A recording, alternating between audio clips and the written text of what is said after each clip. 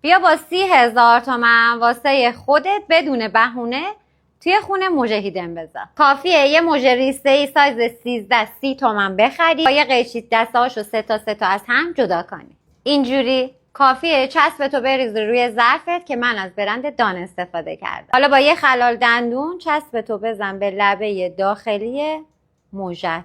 اینجوری یه تیکه چسب کاغذی بردار بزن پشت پلکت، بکش به سمت بالا. اینجوری وسط مژت رو با پنس بگیر، شروع کن از انتهای چشمت. این کارو نکن، یکم بیا داخل‌تر که پلکت افتاده نشه.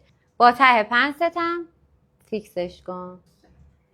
دونه دونه مژه ها رو شروع کن چسبوندن. حواست باشه روی لثه چشم نچسبونی، بچسبونی رو بن مژه که چشمت اذیت نشه. با این روش راحت و بدون دغدغه واسه خودت یه همچین مژه‌های خوشگلی بذار. این مدل مژه خیلی طبیعی و نچراله، تا 1 هفته هم میمونه. پس منو حتما لایک کن، واسه همه دوستاتم بفرست.